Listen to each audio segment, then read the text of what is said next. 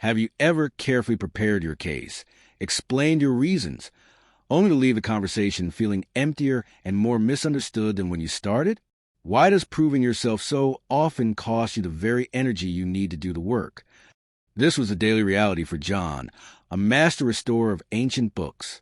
In a world that worships loud, fast, and flashy, his quiet craft of preservation was constantly dismissed.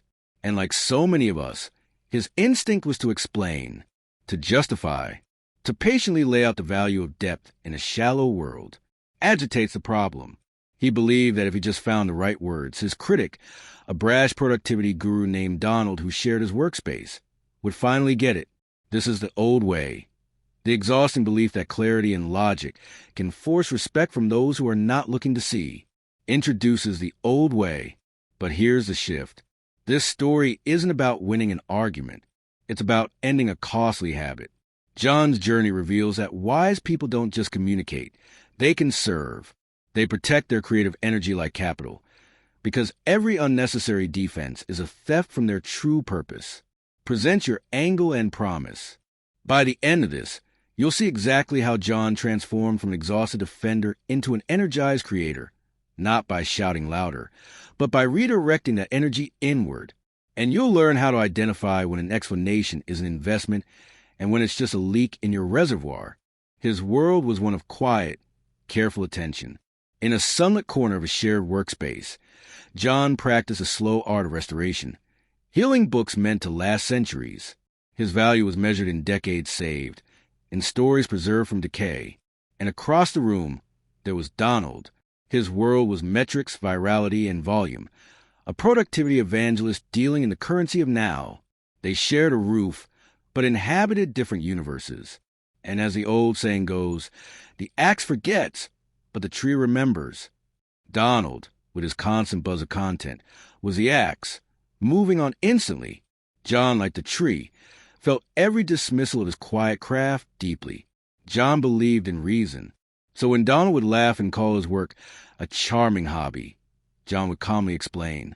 He'd talk about preserving history, about tangible links to the past, about techniques and integrity.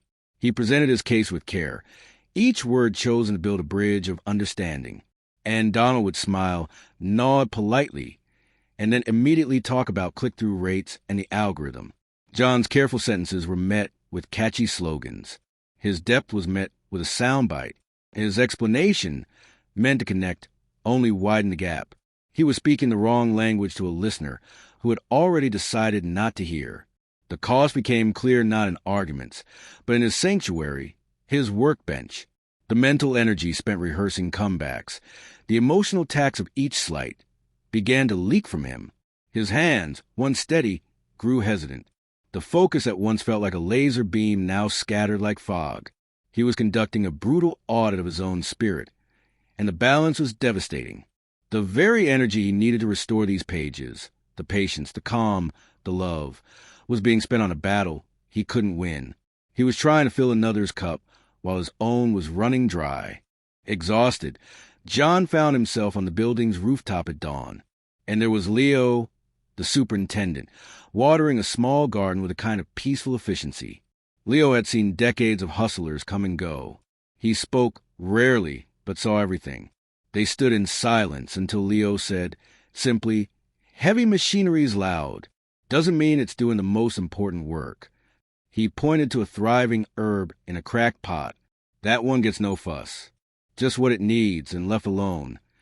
No lecture, just an observation. When the student is ready, the teacher appears." And in his quiet desperation, John was finally ready. Later, in Leo's basement workshop, John vented, "If he'd only listen, I have the facts." Leo put down his tools. He held up a delicate scalpel, perfect for fine detail. "Is this," he asked, "the right tool to fix a burst pipe?" John shook his head. "Your explanations are like the scalpel," Leo said. "Precise, meant for a mind that's open and curious." Then he gestured to a large pipe wrench. "Trying to use your fine word on a closed mind is using the wrong tool. You don't argue with a burst pipe. You turn off the water." The lesson wasn't that John was wrong. It was that his greatest tool was being wasted on a job it could never do. So John made a conscious, quiet decision. He visualized a vault inside himself, his reserve of creative energy.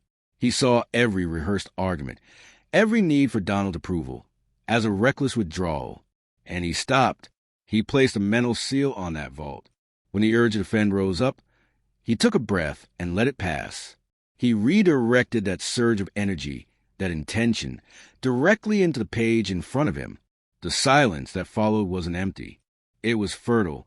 It was a space where his real work could finally breathe and grow undisturbed. Of course, his silence was misunderstood. Donald took his surrender. "See," he'd say to others, "when you stop defending your position, it means you don't have one." He mistook John's conservation for capitulation. He saw a void where John was building a fortress. Still waters run deep. And while Donald celebrated a victory that wasn't there, John was cultivating a depth the loud world couldn't measure. The battle for understanding was over. Not because John lost, but because he had quietly left the battlefield for richer soil.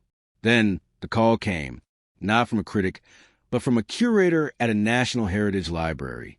They had seen the simple, stunning before and after photos John had posted online. No lengthy captions, no debates, just a profound transformation of the work itself. "Your respect for material is exceptional," they said. "We have a collection we believe only you can restore."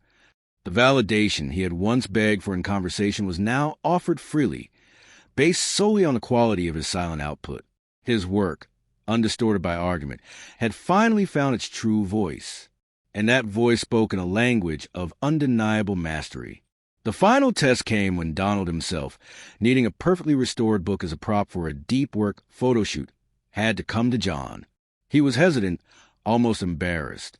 John took the damaged book, assessed it with professional eye, gave a timeline and a price. There was no smirk, no glare, no "I told you so." Just a neutral, clean transaction. As Donald walked away, John felt nothing about him. No lingering resentment, no sweet pride. He simply felt the profound fullness of his own peace. He had stopped trying to water everyone else's garden and had tended relentlessly to his own. And now, standing in the quiet shade of what had grown, he found a wealth that no argument could ever give and no critic could ever take away. Stories like this carry lessons worth remembering. Like the video, subscribe, and join our community of reflection and wisdom.